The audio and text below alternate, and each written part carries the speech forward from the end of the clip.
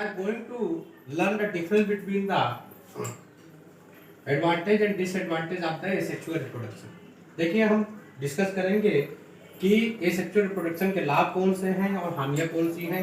सबसे पहले लाभ को देखते हैं। तो ये यूनिपेरेंटल होता है, यानी एकल जनन से इसका काम हो सकता है और एसेक्सुअल रिप्रोडक्शन की जो संभावना होती है बहुत ही उच्च होती है। दूसरा एसेक्सुअल रिप्रोडक्शन जो होता है वो डिवीजन के द्वारा होता है, माइटोसिस के द्वारा होता है और माइटोसिस के द्वारा होता है।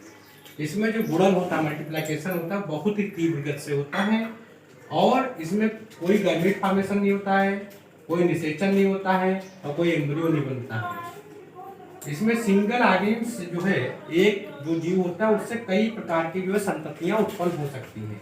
नेक्स्ट है कि जेनेटिकली और मॉर्फोलॉजिकली जो है जो उत्पन्न होने वाली संतानें हैं वो अपने माँ बाप से बिल्कुल एग्जैक्ट मिलती है, यानी क्लोन कह सकते हैं इसको। और लास्ट में अनफेवरेबल कंडीशन में ये एग्जिस्टेंस इनका जो अस्तित्व होता है वो थोड़ा बहुत जो है हेल्पफुल होता है, सहायक होता है। अब देखिए हानियां क्या क्या है। हानियां इसमें मियोसिस पाई नहीं जाती है, यानी अर्धसूत्री विभाजन नहीं पाया जाता है।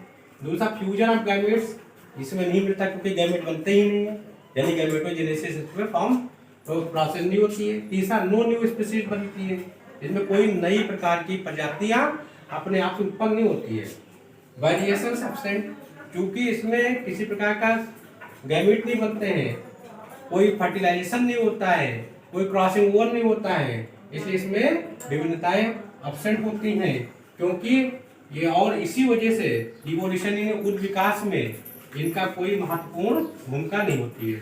नेक्स्ट है रैपिड मल्टीप्लिकेशन, बहुत तीव्र गति से गुणन करते हैं, इसलिए संख्या अनावश्यक रूप से बढ़ जाती है। अब देखिए कंटिन्यूटी ऑफ एसेक्सुअल रिप्रोडक्शन, अगर लगातार एसेक्सुअल रिप्रोडक्शन होता रहता है पौधों में तो बहुत ही कमजोर प्रकार के जो है ऑफस्प्रिंग यानी संततियां उत्पन्न होती हैं। लास्ट में less adaptable to the changing environment condition, यानी ये जो संततियां उत्पन्न हुई है ये तेजी से बदलती हुई वातावरणीय जो कंडीशंस है ना, उनके प्रति अपने आप को बहुत ही कम अनुकूलित कर पाते हैं। Thank you. Going to learn about the micropropagation, इसको हम सूक्ष्म प्रवर्धन हिंदी में कहते हैं। ये एक ऐसी प्रक्रिया है जिसमें हम कोशिकाओं का, टिश्यू का और ऑर्गन के से हम जो है नए पादप जो है कृत्रिम रूप से बना सकते हैं। तो सबसे पहले क्या होता है कि हम एक माइक्रो प्लांट्स ले लेते हैं जो अनइन्फेक्टेड सेल होती है, यानी असंक्रमित कोशिका होती है, उसको हम संवर्धन माध्यम में उसका संवर्धन करते हैं, संवर्धन में बढ़ाना होता है। उसके बाद संवर्धन माध्यम में पादप कोशिका को रखा जाता है और इसको कुछ दिन बिना टच किए रखे रहने दिया जाता है। कुछ समय के पश्चात इसमें जो है कोशिका, पादप कोशिका डिवाइड होकर के है ना काइलस नामक एक फॉर्मेशन बनाती है, कैलस नामक एक स्ट्रक्चर बनाती है और इस कैलस से सबसे पहले रूट निकलती है और फिर शूट निकलता है और फिर ये पादपों यानी जिसको प्लांटलेट्स कहते हैं उनका निर्माण करते हैं। प्लांटलेट्स बाद में झुंडी मिक्स करने के बाद मैदान में स्थानांतरित कर देता है, दिया जाता है और उसके फलस्वरूप एक नया पादप उत्पन्न हो जाता है। तो सबसे पहले मैं आपको एक चीज बता दूं कि जो माइक्रो प्रोपागेशन है इसके द्वारा हम कम समय में बहुत बड़ी तादाद में जो है पादपों का संवर्धन कर सकते हैं, बना सकते हैं। दूसरा सिस्टम ये बहुत ही कम खर्चालु विधि है। तीसरा सिस्टम ये है कि समय बहुत इसमें कम लगता है और चौथा सिस्टम ये है कि इसमें किसी प्रकार का जो है वो विषाणु रहित हमें जो है पादप की प्राप्ति हो जाती है। Thank you. आर्टिफिशियल रिप्रोडक्शन के तीसरे मेथड्स में हम वायुदाब या गुटी बांधने के बारे में सीखेंगे। इसमें हम एयर लेयरिंग या गुटी कहते हैं। एक्चुअली में एक पुराने जो काष्ठीय मतलब जिसको आसानी से जिनकी शाखाओं को नहीं मोड़ा जा सकता है, ये मेथड वहाँ एप्लीकेबल होता है। तो सबसे पहले क्या होता है कि हम तने में जो है वो एक वलय बना लेते हैं। वलय मतलब गर्डनिंग जिसको कहते हैं।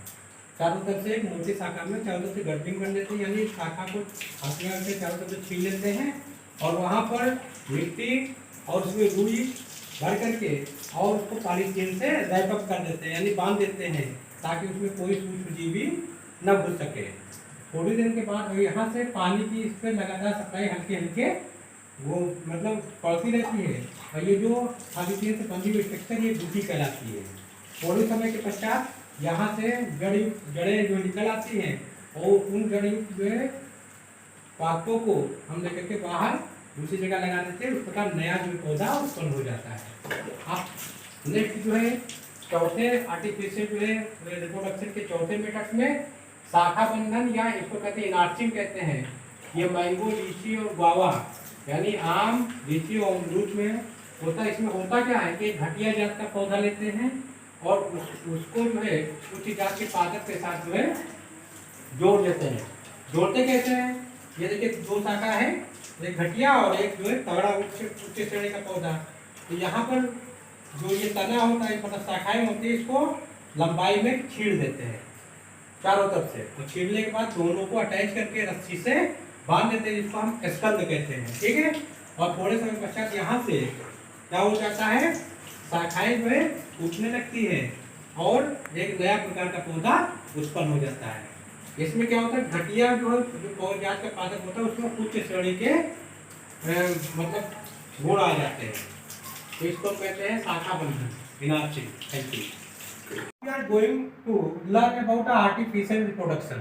ये जो है कृत्रिम प्रकार से जो व्यक्ति करते हैं रिप्रोडक्शन, जनन, उसके बारे में जानते हैं। ये भी एक प्रकार का कायिक ही प्रवर्धन है। तो होता क्या है कि सबसे पहले हम गुलाब और गन्ना इन दो चीज़ों को उदाहरण लेते हैं। इसमें कटिंग होती है, यानी अनुकूल परिस्थितियों में हम पौधों को काट देते हैं, उसकी शाखा को, और जमीन में तिरछा लगा देते हैं। तो कुछ समय पश्चात आप देखते हैं कि गुलाब के उससे डंडी से एक कलिका निकलने लगती है जो बाद में नए पौधों में डेवलप हो जाती है। और गन्ना के केस में क्या होता है, कच्चा कलिका और यहाँ स्थानिक जड़ है जिसको बाद में बो देते हैं अलग करके, और उससे नया पौधा डेवलप हो जाता है। तो कटिंग में देखिए रूट और सूट, यानी जड़ के द्वारा ये नींबू और संतरा में किया जाता है, और सूट के द्वारा जो सूट की कटिंग होती है वो गुलाब और गन्ने में होती है। दूसरा मेथड है आर्टिफिशियल रिप्रोडक्शन का दाब लगाना, जिसको हम लेयरिंग कहते हैं। सबसे पहले आप ये जाने कि लेयरिंग दाब होता क्या है। एक बड़े से जो है शाखा जो है क्या करते हैं, हम ले लेते हैं और उसकी सब पत्तियों को हटा देते हैं, और पत्तियों को हटाने के बाद उस शाखा में एक चीरा लगा देते हैं। चीरा लगाने के बाद उसको हम जमीन के अंदर उस शाखा को अंदर लगा देते हैं और ऊपर से मिट्टी की लेयरिंग कर देते हैं। इसको कहते हैं दाब। तो ये 6 प्रकार के होते हैं। सिंपल लेयरिंग, आरोही गुलाब शुगर, इसमें क्या होता है कि शाखा के शीर्ष भाग को जमीन के नीचे गाड़ दिया जाता है, जिससे जड़ उत्पन्न हो जाती है और जिससे नया पौधा डेवलप हो जाता है। टिप लेयरिंग है। दूसरा सिस्टम है कि सिंपल लेयरिंग में क्या होता है कि जमीन के अंदर जो है किसी शाखा को लगा देते हैं और उससे कुछ समय पश्चात जड़ निकलने लगती है और जो बाद में नए पौधों में तब्दील हो जाती है। ट्रेंच लेयरिंग, इसको हम एप्पल या कार्टिन्यूस लेयरिंग कहलाती है। ये एप्पल और पीच के केस में, सेब और नाशपाती के उसमें होता है। इसमें एक शाखा को क्या करते हैं, बिल्कुल इस रूप में जमीन के नीचे लगा देते हैं। थोड़े समय बाद क्या होता है कि वहां से नए नए पौधे जो क्या होते हैं, निकलने लगते हैं। ठीक है। सर्पेंटाइन या कंपाउंड लेयरिंग, ये क्लाइमेटिस नामक एक पौधे में होता है। इसमें देखो ये सांप के जैसे ही है, सांप के जैसे जो है मतलब पौधे की शाखा को हम जमीन में लगा देते हैं, ऊपर से लेयरिंग कर देते हैं। कुछ समय पश्चात जो है शाखाओं में से कई जगह के स्थानों पर आपसानी जड़ें निकलने लगती है जो बाद में नए पौधों में चेंज हो जाती है। माउंट लेयरिंग, ठीक है। माउंट लेयरिंग, ये देखिए माउंट मतलब टीला होता है। तो सबसे पहले क्या होता है कि कोई पुराना उसको हम ले लेते हैं, उसको काट देते हैं, उससे नया पोर्शन जो है वो उसमें हम काम कर लेते हैं। हम जो है आर्टिफिशियल रिप्रोडक्शन में 5वें मेथड्स पे आते हैं, जिसको हम बाई ग्राफ्टिंग कहते हैं। इसको पैबल लगाना भी कहते हैं, रोपण करना भी कहते हैं, और इसको निरूपण भी करना कहते हैं। ये एक ऐसी विधि होती है जिसमें निम्न कुल के जो पौधे होते हैं उनके ऊपर कुछ प्लांट को रोपित किया जाता है। इसमें कसा रोपण, इसको भी ग्राफ्टिंग कहते हैं। देखिए ये निचला जो ये जो स्कंद है, इसका द्वारा जो भाग है ये निम्न लोअर प्लांट का है, इसमें तिरछा काट लेते हैं और ऊपर इस पे प्लांट करते हैं इसका हायर प्लांट को। ठीक, तो इसको हम कसा रोपण कहते हैं, भी ग्राफ्टिंग। और ऐसा मैंगो, एप्पल और पीच में होता है। ठीक है। दूसरा सिस्टम है बी में, इसमें कई प्रकार के जो है टंग ग्राफ्टिंग कहलाता है। इसमें देखिए ये जबान जैसी संरचना है, ठीक है। यहाँ पर निचला वाला पोर्शन क्या है, निचला वाला पोर्शन जो है स्कंध है, ऊपर वाला जो पोर्शन है वो आपका हायर पोर्शन होता है। यहाँ पर देखो क्राउन ग्राफ्टिंग कहलाती है। देखिए क्राउन जैसी संरचना है, निचला वाला भाग क्या है स्कंध, ऊपर वाला क्या था श्यान। तो जो श्यान है वो हायर प्लांट का भाग है और जो स्कंध है वो लोअर प्लांट का भाग है। सी में देखिए यहाँ बेज में होता कील, तो कील नुमा देखिए ये पोर्शन है, ठीक। यहाँ पे क्या कहते हैं बी आकार को, इसको हम कील के नुमा जो है बनाते हैं। निचला जो पोर्शन है ये क्या है आपका, ये है आपका स्कंध, और ऊपर वाला जो पोर्शन है ये कहलाता है श्याम। इन दोनों को बांध देते हैं और इस आकार में रस्सी से चारों तरफ से लपेट देते हैं। लास्ट वाले में क्या है डी में, इसको साइड ग्राफ्टिंग करते हैं। इसमें क्या है छाल को हटा देते हैं और उसमें जो है कुछ जो पौधे होते हैं उनकी जो है छाल को जो इसमें करके और हम इसको बांध देते हैं। इस प्रकार ये जो हमने यहाँ पर साइड ग्राफ्टिंग के बारे में किया है। लास्ट में क्या है कलिका रोपण।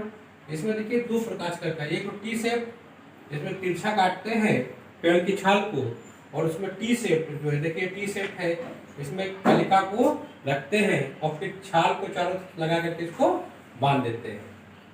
तो ये टी शेप हो गया। और ये जो है आपका जो ट्यूब शेप है, यहाँ पे बीचों बीच में गोलाकार गड्ढा करते हैं और उसके बीचों बीच में उच्च पादप की जो है कलिका को रखते हैं और उसको छाल समेत इसको चारों तरफ से लपेट देते हैं, ठीक ना। तो इसको जो है इस प्रकार ये हमारी जो है एक कलिका रोपण होगी। Thank you.